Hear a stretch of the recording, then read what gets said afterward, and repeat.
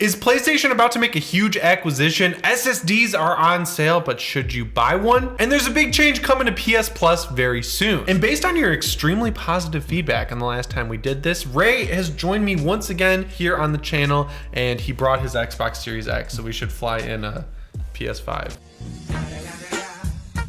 All right, so let me break this down for you. So over the weekend, there was an update to the PlayStation Studios website where there was a banner that had all the big games that have come out over the past few years. You've got Aloy, you've got Jin Sakai. I was gonna say Din Djarin from The Mandalorian. You're like, wait, what? you got all the important PlayStation characters. I'm not opposed. You've got Ratchet, you've got a bunch of other characters, and then you've got Sam Porter Bridges himself, the lead character of Death Stranding, the latest game from Hideo Kojima, and people were like, what?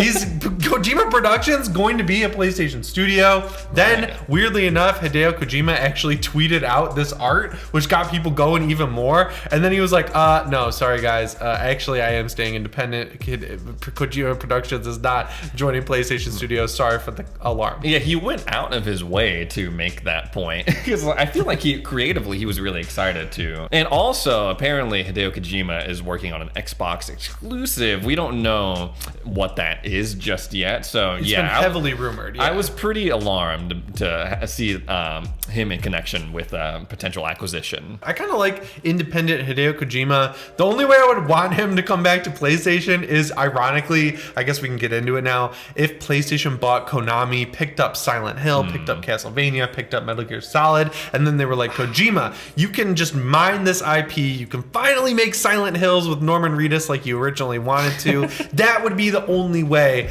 I would want to see Kojima working with Sony. And then that wouldn't even be first party. That'd be like second party again, like Death Stranding was. Right. I like him independent, but who do you think Sony should buy? Square Enix, for me, for sure. Yeah, okay. Square Enix, it would be kind of a bummer, looking at it from the Xbox perspective, because we know that Crystal Dynamics is very heavily involved in the Perfect Dark remake. Now that some people have moved out from the initiative, they've moved into a stronger role in the development process for that. So if Sony bought out Square, and then by extension Crystal Dynamics, like what would that mean if like they want to do a sequel to the Perfect Dark remake whenever that comes out? That's another one I just so strongly associate Square published games with Sony. Like I have very fond memories of the Square logo coming across my screen playing Final Fantasy X and Kingdom Hearts back in the day on my PlayStation 2. So for me, like even if it doesn't make sense from like a business perspective and like all the hurdles they would have to clear for that,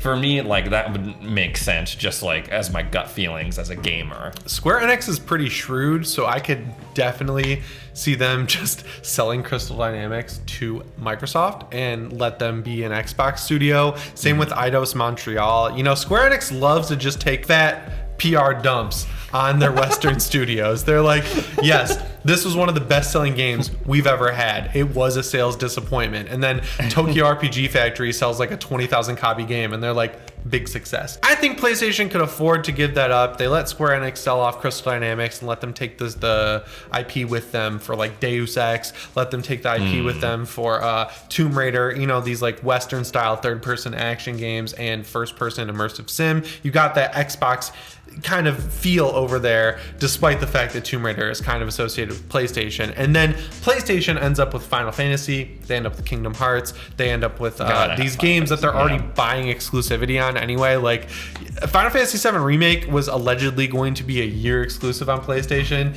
and when that year started to come up, Sony was like, let me slide a little bit of money over the table to keep that going a little bit longer. Same thing they're doing with Resident Evil 7's VR mode. So if they're already buying exclusivity on this stuff, just go get the whole kit and caboodle, man. Buy the publisher, split it up, let Xbox get the studios they want out of there to stop the monopoly lawsuit from happening, and I think that'd be pretty cool. Guys, it only took a year, but we finally updated the PSReady merch store. Of course, there's the classic My DualSense is Tingling design. We also have an Elden Ring inspired shirt that says Maidenless on it. And then finally is the shirt I'm wearing, the PSReady Doom Eternal crossover shirt, which was a lot better of an idea in my head before Microsoft bought Bethesda and thus made the Doom franchise Xbox exclusive going forward. But Doom is a classic game, it's a classic design, and I think it looks pretty cool on a t-shirt. If you want to pick up any of the designs, they're in the merch shelf. They're also at staypsready.com. And if you use the code STAYREADY at checkout, you'll get 10% off. So let's move on to expandable storage, everyone's favorite topic, especially on the PS5. That sounded sarcastic.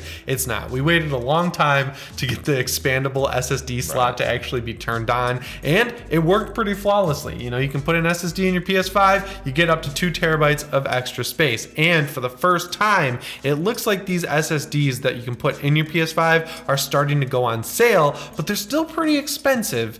And I feel like there's a better option here. Yeah, you did a pretty interesting video not too long ago about showing your viewers how to expand your storage. You know, go in there. It's a process. You gotta take this whole side plate off. You gotta unscrew some screws. You gotta make sure your SSD has a heat sink. There's a lot to it. And that's just to get more storage to be able to play games off of that drive. But there's a feature that the PS5 has where you can store your PS5 games on an external drive. So like a Samsung T5, that's what we use in our consoles. You could store your PS5 games there when you're not playing them, transfer them over, and then if you want to transfer them back and play them, it's a lot faster than re-downloading it. But you can also play your PS4 games off of that external drive as well, and a 2 terabyte external SSD, a lot cheaper than a 2 terabyte internal SSD.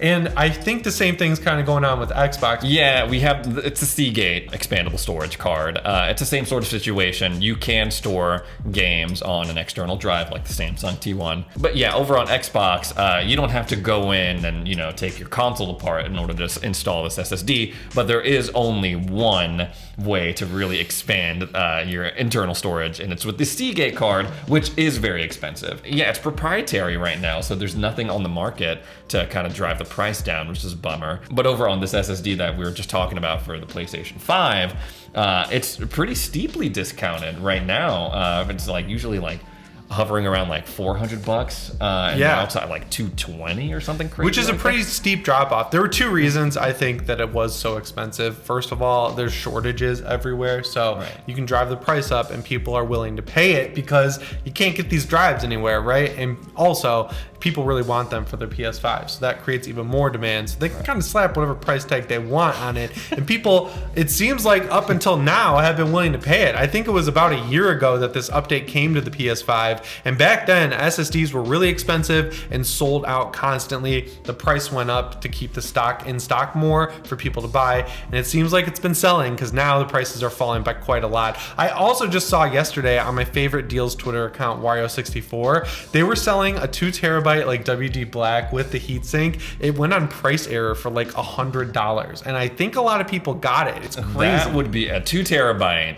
That's crazy. Yeah. I mean, over on the Seagate 2 terabyte is like almost the same price as your Xbox Series X, even more than, definitely more than the Series S. Yeah, from a convenience factor, I think it's cool that Xbox included that little expansion slot on the back, and that's just like, that's a cool thing that helps differentiate the Xbox from the PlayStation. And even with the original Xbox, they were very modular with it, and the 360. The 360, when it came out, it didn't have Wi-Fi, so they had this little like clip-on attachment that looked cool. It was sweet having these extra parts. Antenna. Yeah, and PlayStation, they kind of stay away from that stuff. I want to say the closest I can think of is like the PS1 had that sweet flip up screen. On the PlayStation 2, I distinctly remember having an Ethernet attachment that you had to plug into the back of your PlayStation 2, and then you would plug your internet cord from that into your router, and then you could play games online. And that had a hard drive in it too for Final Fantasy 11. That was the big game. Yes. Oh man, those are good days. Yeah, I think the solution here, if you can get one of these price errors, right? Like it's good to get the price error. $100 for a 2 terabyte SSD. That's still go for that. Yeah, 220 or whatever it's being sold right now. That's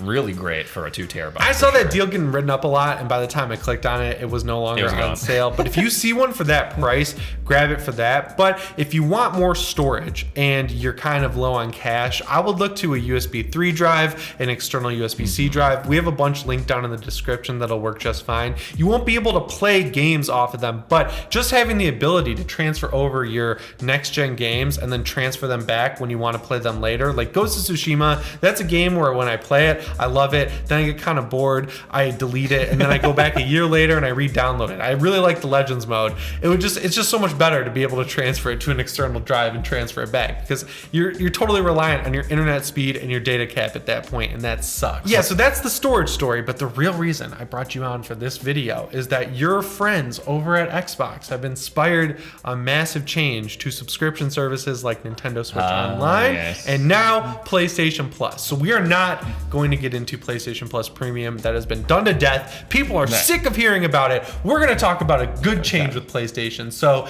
can you explain to the awesome viewers of PSReady what this change is that is coming? Yeah, so a couple months ago, something happened with Microsoft where basically I guess we're being investigated by some sort of trade commission in the United Kingdom. They had to basically come out and tell you, hey, you are going to get charged again. They could no longer just blindly charge you and take advantage of people who forgot. So that was a couple months ago, and I feel like Microsoft used it as an excuse to like, okay, we're not going to do yearly digital options for people who want to buy a year's worth of Xbox Live Gold. So yeah, and then now that's being rolled over to also the other video game companies, Sony, Nintendo. Overall, just more transparency on like when they're going to charge you, how much they're going to charge you, like what your contract is going to look like, what your financial obligation is to the services that you're signing up for. I feel like this is the power of just enough people complaining over the phone to like just yell, going total like Karen mode on like these companies, and I'm sure some people rightfully even follow so. up. I'm sick of it personally. I hate when I've had to do this a couple times where I did an Audible trial from someone's YouTube channel to get a free book, and I listened to it, and then like 6 months later I saw like that I had been recurringly charged for Audible like $20 a month, like not an insignificant amount, and I was ready to like go to war with Amazon's customer service. And they know. I hit them up immediately. I'm like, I have not used this since I got this free book. Can you just refund me? And they were like, yeah, we'll refund you right away. I feel like they just Amazon's got sick of usually it. pretty good at that, because they'll give you back your money if you do like the slightest complaint, I feel like. Yeah, but I feel like with PlayStation, if you hit them up and we're like, hey, I have not used PlayStation Plus in around 6 months, they'd be like, tough luck. You should have realized, like, sorry. Now they have to say, all right, you haven't used this in a while. We're going to cancel it for you. You can reinitiate it whenever you want. Now we're just going to get spammed with those emails that are like, your subscription's about to be canceled and you'll lose access to all of these games. And it'll be like a PNG that's totally not aggregated right. So it's like the worst DLC, the worst PS3 games, the worst PSP games that I ever got on PS Plus. And I'll be like, You're damn. like, ooh, Godfall, I can't play that anymore. Oh man, I'm gonna lose the trial edition. I'm gonna lose the championship edition of Godfall that just is the end game for some reason. There is no easier way to be blacklisted by me as a company than if you bill me for something that I'm not using and I ask you for a refund and you don't give it to me. But yeah, I think this is a good change overall. Let me know what you think down in the comments below. Ray, thank you so much for joining me here on PSReady once again. Where can people find you? Well, I'm over at Xbox Ready on YouTube, Stay Xbox Ready on Twitter and TikTok. Yeah, thanks again for having me. It's always. I like this. It's like kind of just. It's like almost a podcast, but it's actually a YouTube video. Just dudes being dudes.